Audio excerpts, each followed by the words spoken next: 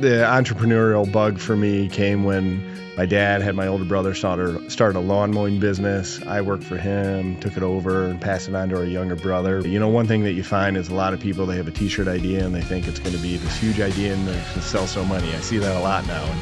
I found out pretty quickly that it was harder than I thought. It's working on yourself.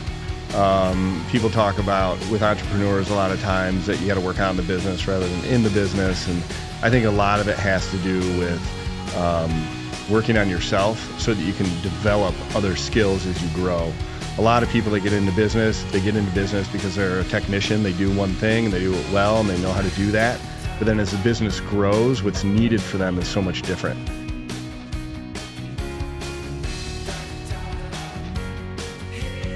I'm Andy Golding, Partner and Chief Strategy Officer of Kripke Enterprise. I'm excited to introduce my second episode of my new podcast, Toledo Works.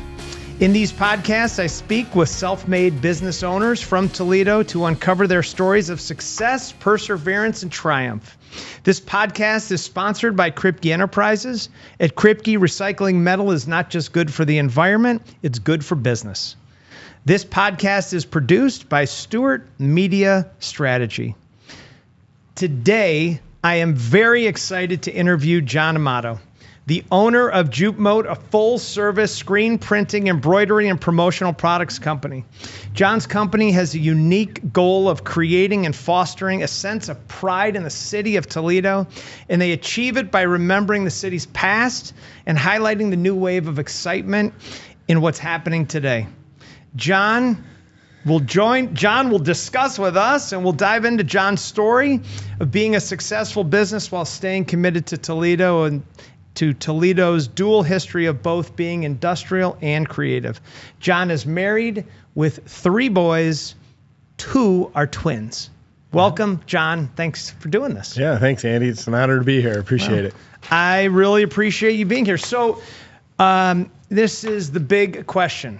Yeah. When you were a kid, did you grow up thinking that you wanted to be in the screen printing business? Oh, absolutely not. Never crossed my mind. You know, I think like a lot of kids, I played a lot of sports when I was young. I thought I'd grow up to be a professional athlete and, really didn't think too far ahead, to be honest. And the entrepreneurial bug for me came when my dad had my older brother start a lawn mowing business. I worked for him, took it over, and passed it on to our younger brother. But screen printing is an unusual industry, even more so now that I know it so well. And but never really thought twice about it. So you played sports as a kid. What sports did you play? Yeah, growing up, I played pretty much everything: soccer, baseball, basketball, football, tennis. Grew up in a tennis family, so in high school I played 3 sports. Wow. Yeah. And would you say that anything from your sports activities has helped you in being an entrepreneur? I'm not someone who believes there are any experiences that are unique to playing sports. I think there are lessons that you can learn, but it's not something that you can find somewhere else. I married an artist, and I think she learned a lot of those same lessons just through everything she's done with art. I really enjoyed playing sports. I want my boys to learn, primarily for the lessons that will hopefully teach them when they're older. And so you learn a lot about teamwork. You learn about making the person next to you better. And hopefully those are things that are intentional, they're coached to you, and you pick up as you go. Sure. Yeah. So when I hire people, I think it's important that they had some level of athleticism because people that have had coaches are easier to coach, and in business it seems like people need a lot of coaching. Yeah. What do you think? Absolutely. Yeah, I agree with that. I think the longer I've been doing it, the more I've realized that so much of what I do in terms of developing my employees is about coaching, and I think it's a gradual learning process over time. And so a lot of times people jump into it and they'll tell somebody something once, they think it's going to stick, and it naturally doesn't. And it's something that you got to work on over time, think of creative ways to teach it, things like that. But it is, especially as an organization grows, it's something you think about more and more is how to develop your talent. And I believe a lot of that is coaching and we even refer to it as coaching from management Sure. to the people that report to them. Do you have any business coaches? Yeah, I do. I work with Hussein Shausher. Okay. I refer to as my CEO coach. And I'm a big believer in just personal professional development, and you always have to be growing. And he's been tremendous for me in that regard. I honestly don't see how I could run my business without him. Sometimes I question whether I'm running it or he is. And when things are going well, I talk to him. When things are going poorly, I talk to him, and he even works with some of my managers as well. What do you think? Some themes that he has helped you with. What are some of the themes that he's helped you with? I think two of the biggest. It is just about growth. That hey. For a while, I was one of those guys who was like, I want to grow the business. Right. And that really just meant revenue. And he's someone who said to me before, you're growing or you're dying. But he's given more meaning to that, and that it's not just about sales growth. There are other ways that has to happen. The other thing would just be about trying to learn and get better. A lot of the conflict in business or that you might have with a coworker, it's approaching that from a standpoint that, hey, this is an opportunity to learn and to get better. And certainly with my business, my role has changed a lot in the last year. And it's something where the ceiling for my business is really my ceiling. How much am I able to grow so the business can continue to grow? And that's something that we talk about a lot. What would be one nugget that you could give budding entrepreneurs or even people that have established business that you've gathered along the way and maybe most recently in the past year? Yeah. For me, it's something I do think it's working on yourself. People talk about with entrepreneurs a lot of times that you got to work on the business rather than in the business. And I think a lot of it has to do with working on yourself so that you can develop other skills as you grow. A lot of people that get into business because they're a technician. They do one thing and they do it well and they know how to do that. But then as the business grows, what's needed for them is so much different. And, so for me specifically, I had to teach myself how to screen print. And then once I did that, I was good at printing shirts. And then as I hired people, I was managing production. And so I was good at production. And I stayed in production longer than I should have because I was comfortable there. Sure. It was easy for me. And I'm out of that now, and it's requiring a lot of growth from me. And so finding opportunities, people to talk to, consultant or mentor of some sort to help you personally grow. That's really been the most valuable thing. Yeah, that is tough, and it's tough to recognize when you need it, and it's probably helped your business really grow. Yeah, it has. Before we get to how it started, could you give us a little idea of the scale of your business? How many employees do you have, and whether you want to talk about revenue or not? Can you give us some idea of the business? Yeah. Locations? We have one location right now. We have a store and our print studio. It's all on Adams Street in uptown Toledo. We've been in that location for about 6 years. Prior to that, we had a small space in Perrysburg. We've got 13,000 square feet. Right now, got about 35 employees, give or take. Okay. A few depending on how you measure full-time, part-time. We have everybody from production to sales to finance to design, and so it runs the gamut. And we did about $5 million last year. Wow, that's fantastic. That is great.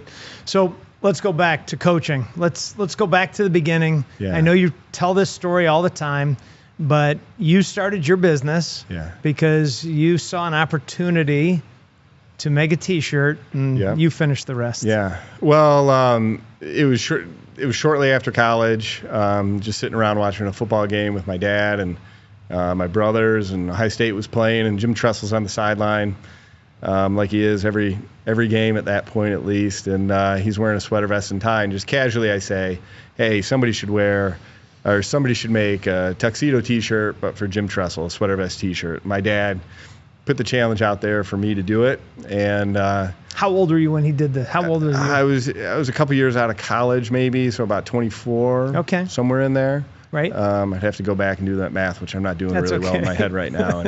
And so I had a sample made. It was a unique piece. It had a red V-neck body. It had a white portion sewn in the middle, white sleeve. So it was a cut and sew piece, which was really hard to do domestically back then. Right. And because this would have been in 2007, I think. And so it was made overseas. That was enough to get it licensed by Ohio State. Then I did a quick production run to get it in time for the fall and for football season. And so the first production run of the Ohio State sweater vest T-shirt was in Mexico. It was a red sweater vest T-shirt. It had their logo silk screened on it, a tie on there as well. Right. And so it really started with one T-shirt idea. We were more of a retail brand at the time, and things grew from there. Where'd you get the money to do that? And how much did that initial run cost? Yeah, so I don't recall where I got all of the money to do it, but one thing that was beneficial was I kind of did it in phases, where I got batches of T-shirts at a time. And so I think I did a little over 5,000 shirts, and they cost me $6 to $7 a piece. But I think I got 500 at a time, and then 2,000, and then 3,000. So you had the cash from the sales to keep buying them. And so I do remember that one of the biggest things was I had to pay in advance in royalties with the Ohio State University, and I borrowed some money from an uncle to help with that, and then I was able to pay him back that season, and then I think I borrowed money from a friend as well for that first run. So I had some friends, family who were fortunate, and I was fortunate enough they could help me out. And then it got the ball rolling where I got the shirts in. I was fortunate enough where I was able to sell some that football season, so I didn't have to wait another season. Right. Got them into some stores and was able to pay them back. That sounds amazing. Mm-hmm. So how does that transform to not where you are today, but how did that go? How did you think that was going to be a short-term project that maybe make some quick money on, and then, or did you see yourself as, hey, this might be me? Yeah. I was hoping that it would be one of those things that, I'd hit it out of the park right away, and I thought it was a big idea. One thing that you find is a lot of people, they have a T-shirt idea and they think it's going to be this huge idea and they're just going to sell so many. I see that a lot now. And, I found out pretty quickly that it was harder than I thought. And I had one T-shirt with one university, and very quickly I was like, well, this one T-shirt is not enough. Right. It's not enough to really be a business. And I started coming out with new designs that were simpler graphic T-shirts to expand my Ohio State line. I ended up doing a gray sweater vest, some youth onesies, things like that to expand the core product. Sure. So does Ohio State, do they require everything is the sweater vest? Or do they, once they license you, how does that? Yeah, it's a broader apparel license. Okay. And so, it's still how it is with a lot of universities. You get licensed for apparel, you're essentially approved for anything that would fall under that umbrella. So like right now, we're licensed for apparel with the University of Toledo. However, hats are separate. And so if it's headwear, we'd have to apply for a separate license. Okay.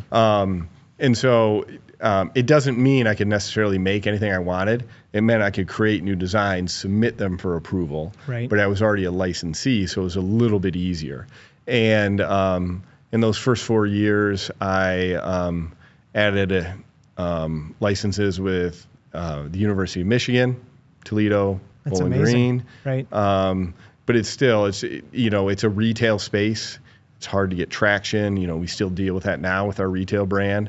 And it's, in hindsight, it's really not my strength. And I think I learned that in those first 4 years. It's not your strength because when the University of Michigan calls you and says, hey, make blue sweatshirts with an M in the center of it is one thing. When you say, I think I'm going to make a heart and a sweatshirt and green, and you then make your own design and buy your own inventory and it doesn't sell, that's got to be crushing. Yeah. Yeah, it is difficult. One thing I tell people now, most people assume our retail business is the larger part of our business. It's less than 20%. And really, if you narrow it down to our store and our website, it's even smaller than that. And so retail is selling direct to the consumer. It's so much more competitive than people realize. Everybody wants to do it, and it's so much more complicated, especially now with whether it's paid ads or selling into stores and terms and inventory, all those things. You have to be good at retail. Right.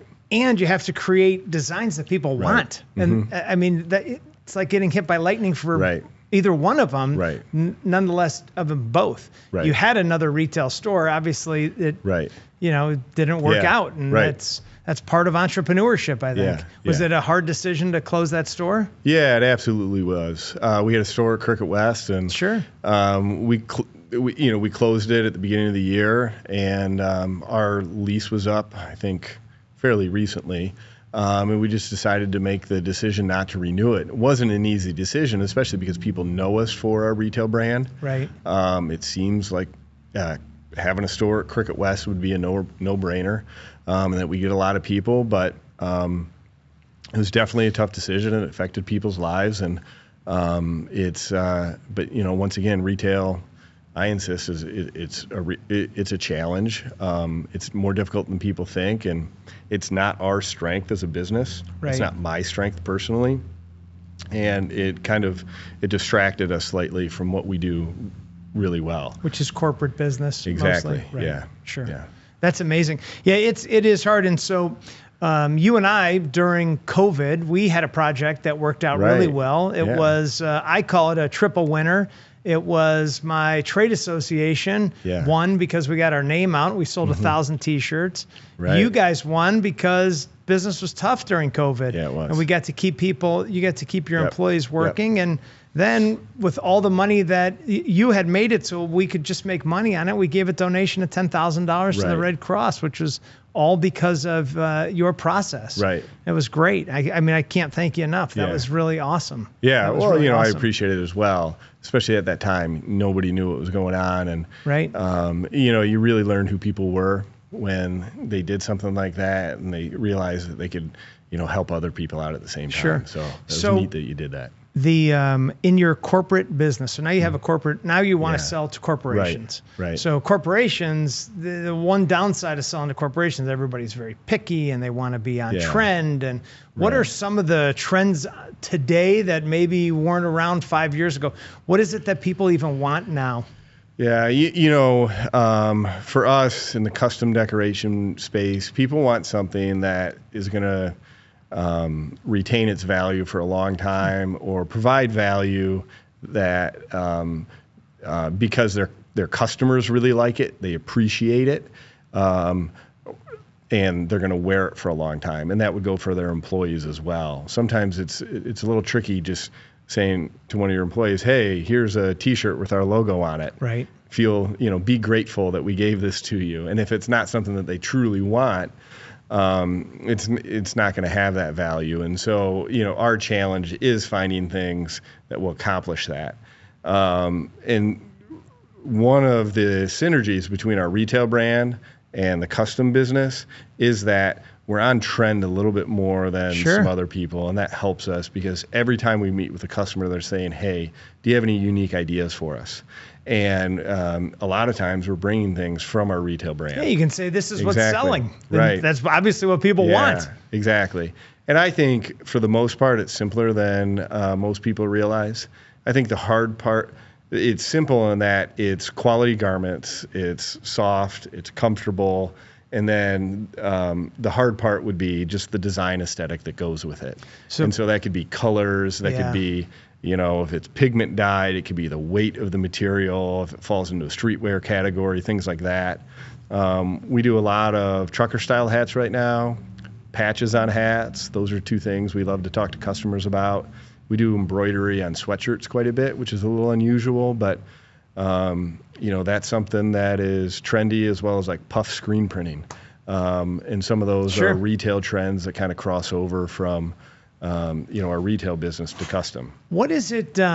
What would be an example of a time where the customer wanted something and you knew it was going to be so frigging ugly, and you begged them not to do it? Have you had those? Like, what was an example of something like that? Yeah, there are one or two off the top of my head that I can think of.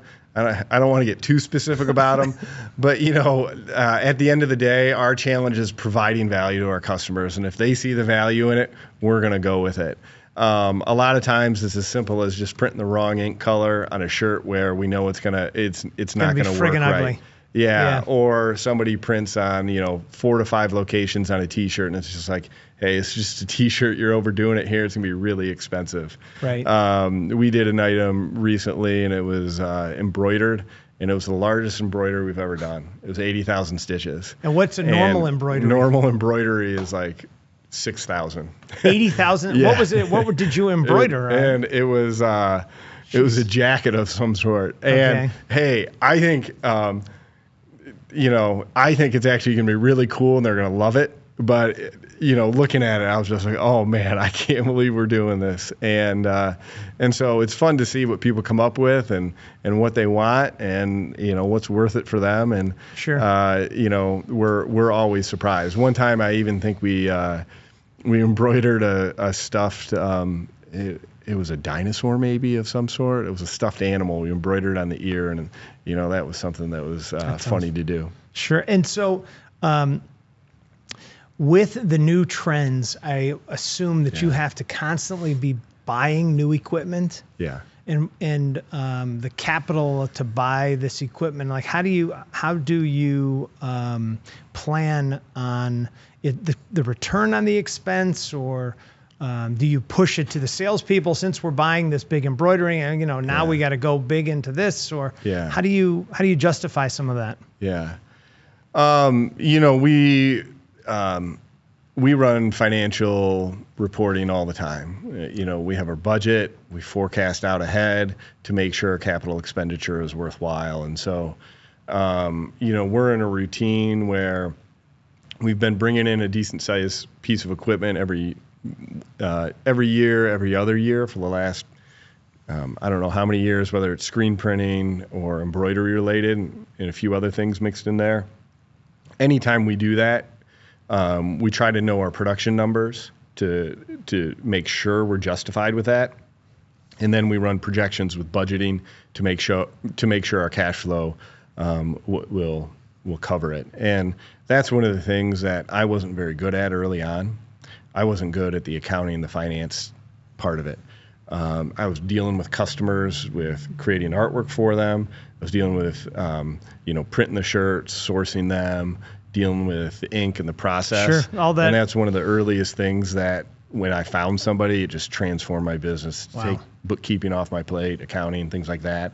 And I think it's been one of our strengths up to this point. And it's one thing that, we really pay attention to the numbers, when we're making a decision like that. What's the biggest piece of equipment that you bought that has been a disaster that you wish you wouldn't have bought? And what does it do? We bought a wide format printer.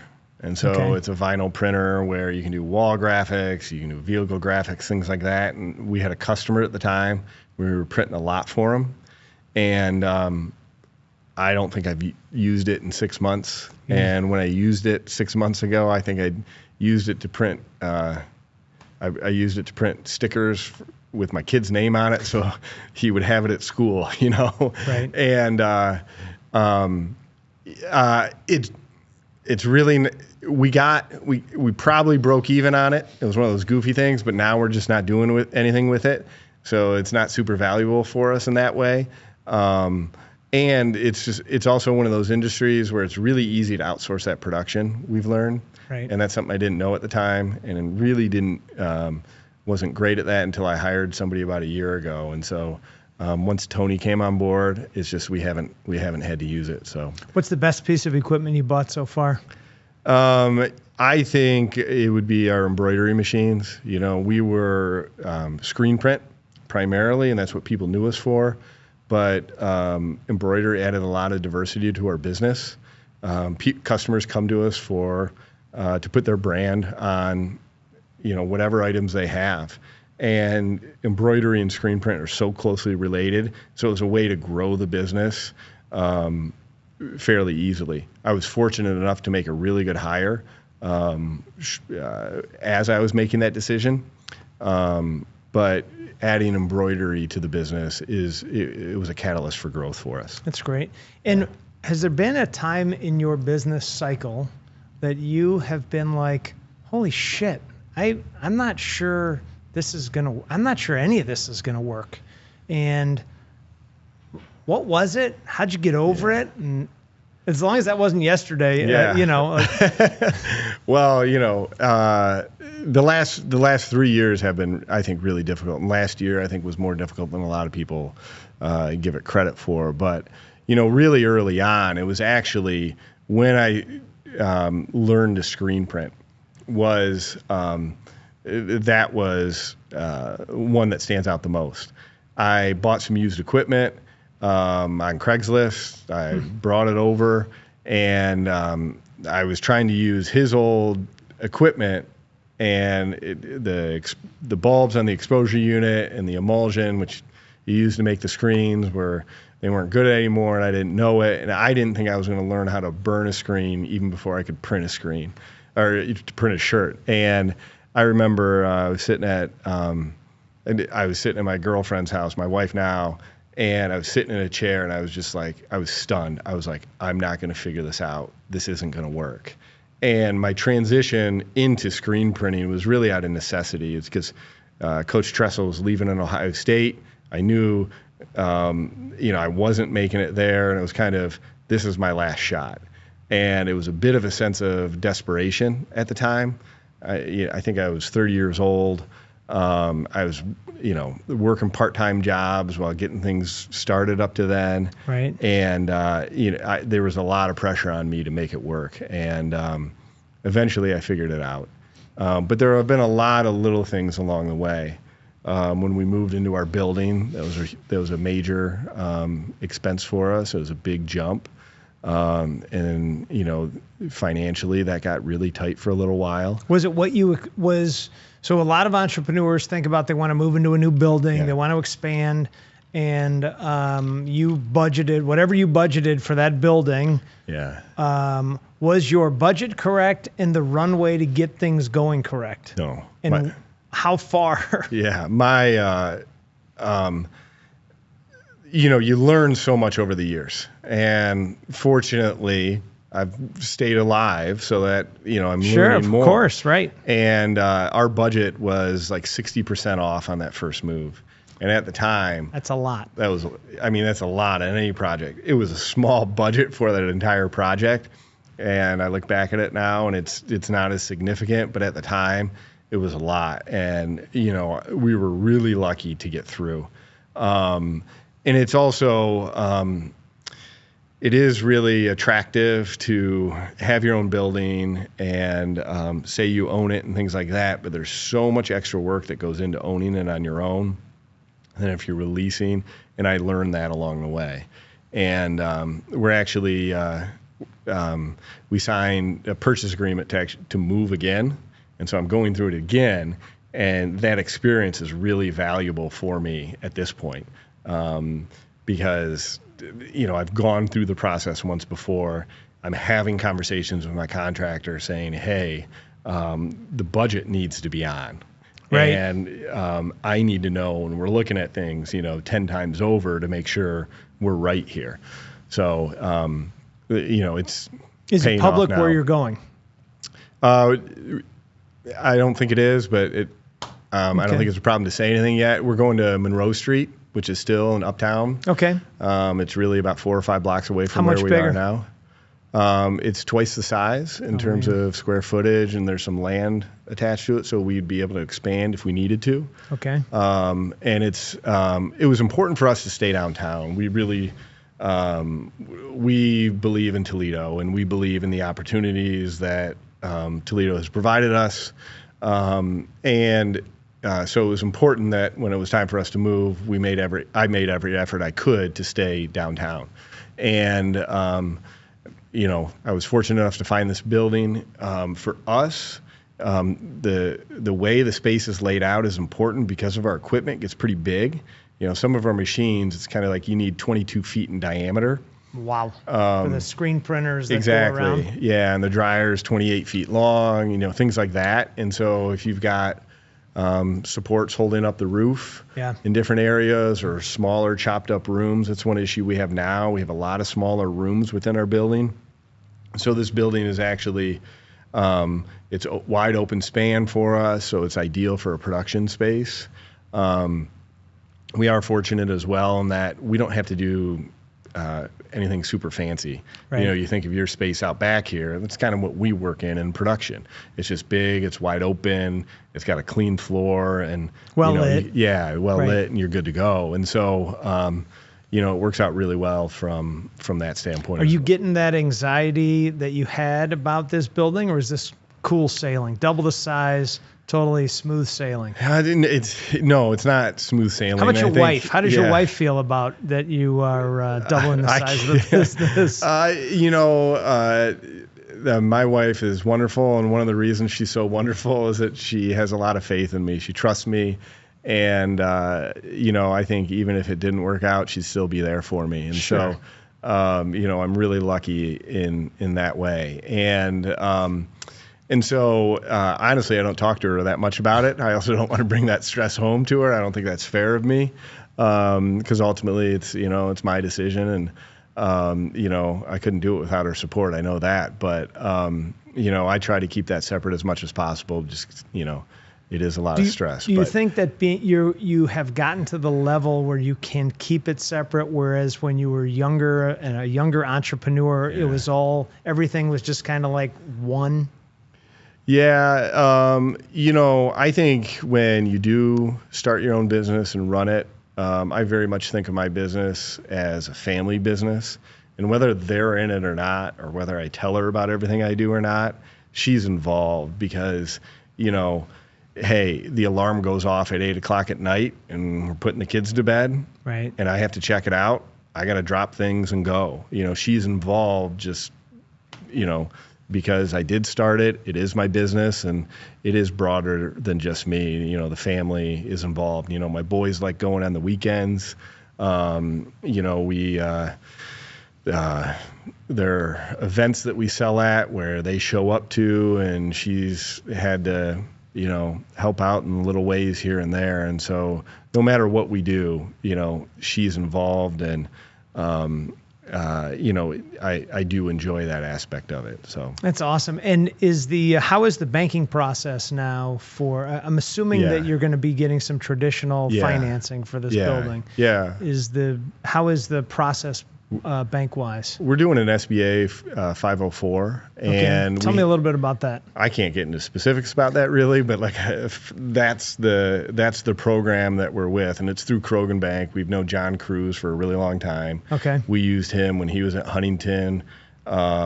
He came out when we were in Perrysburg, so it's been a really long time that we've been working with him, and there's just an immense level of trust with him, and the relation, he works really hard for us, so it's been good.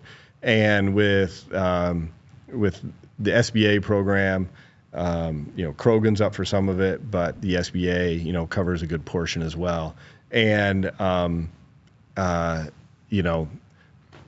I can't get too specific about the SBA 504 just because I don't know it, but, John recommended it to us, and I trust him, and that's the route we're going.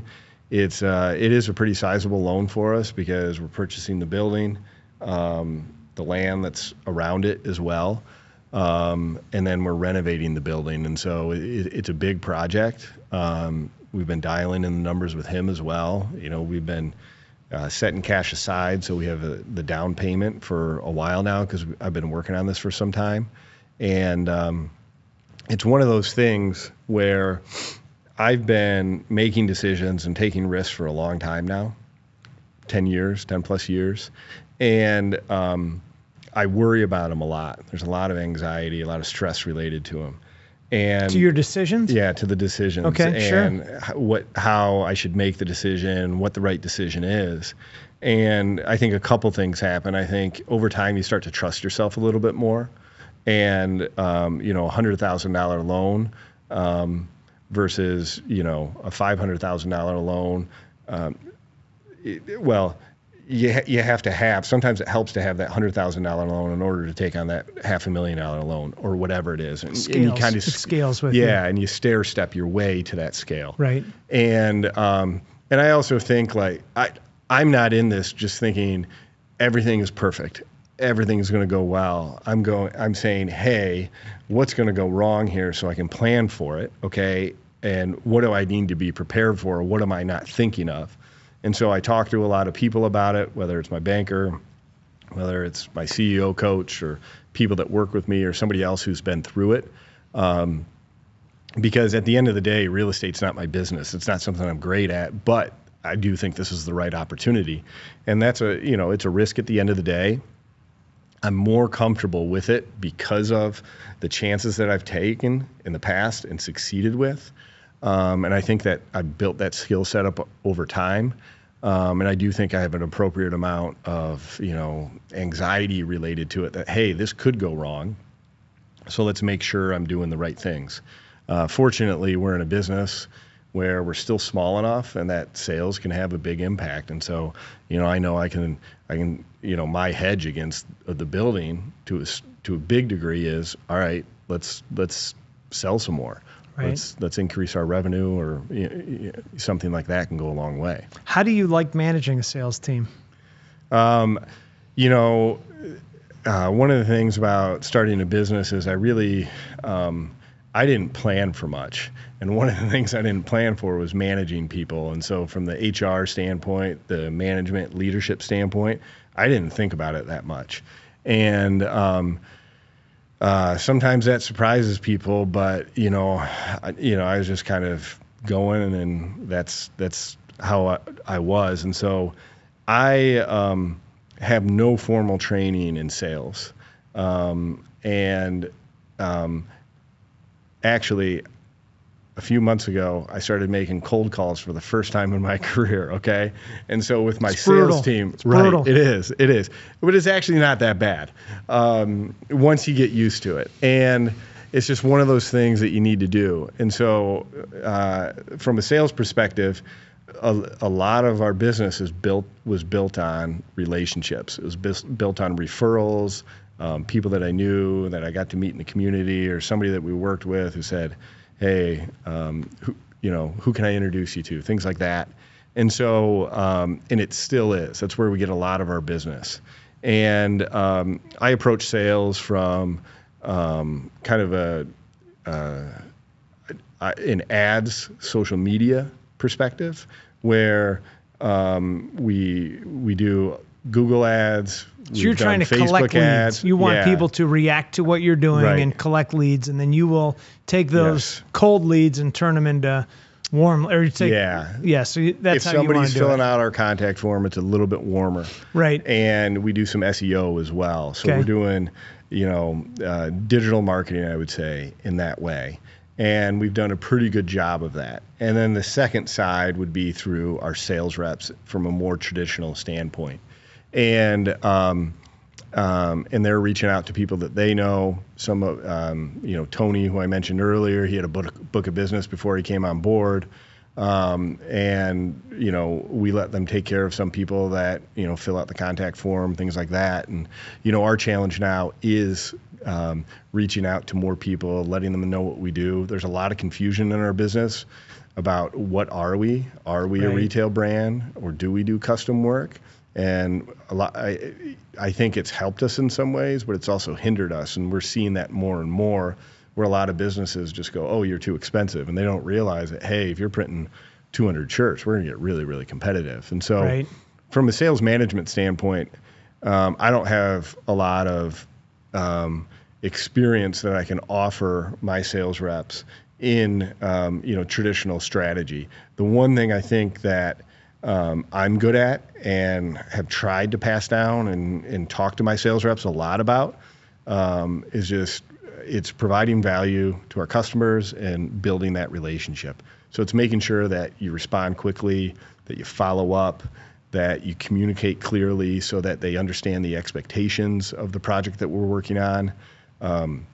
Little things like that just go a long way. So much of what we do is relationship-based with our customers, and I think at the end of the day, people want to work with people who they like. Sure, of course. And if you can be the most likable person, they're going to work with you. And being likable also relates to responding quickly, creating a proof, providing unique ideas, delivering a quality product, all these other things as well. I did move one of our sales reps into a sales manager position towards the end of last year. And so ultimately it's his responsibility. I'm technically not managing sales, but at the owner, I do think, I'm part of that strategy. I'm part of the day-to-day with sales because I need to move into more of a sales role myself. And how's it working so far with that person? It's working out well. I mean, I can't handle all the little things that my sales reps need or my account managers need, and so he's a resource for them. And it's a bigger role than at a lot of other organizations because there's virtually no groundwork laid, where he has to implement systems and processes and develop consistency on how everyone enters an order, communicates to production, or talks to a customer, follows up with a customer, things like that. And so he's that process is critical. Yeah, that's fantastic. Right. So it almost sounds like when you didn't renew your lease, maybe that was a strategic as well, so people didn't stop thinking of you as retail, because that isn't where the money's made. Yeah, it was a handful of things, and I think a big part of it though is it was a distraction from our core business. We couldn't focus the time and the energy and the manpower we needed to really make it a great product. And the other thing we learned is that our customers really like coming downtown. I agree with that. I liked coming downtown. I felt like coming downtown, there was something more, there was something specialer, or there was something more special about going to the Adams Street store than going to the Cricket West store. I absolutely felt that way. Yeah. It's a great space. I think people look for excuses to come downtown. I agree with that too. And so that's proven true for us, and it surprised us. We'd have people from Sylvania that would drive past Cricket West and go downtown, and so you feel like you're at the factory, and there's more option or sales or something there. Will you have retail at your new location? Yeah, we will. Yeah. And what does the future? What do you see as the future for Jupmode? And is it new equipment, or is it? What is the future? Yeah, I mean, the building is going to be a big move for us. Hopefully we're there next year. And, I hope the future is more of what we've seen so far. It'll be more equipment. It'll be more capacity to help our customers with screen print, embroidery, and promo products. And I do think there is some potential on the retail side as well to build that out.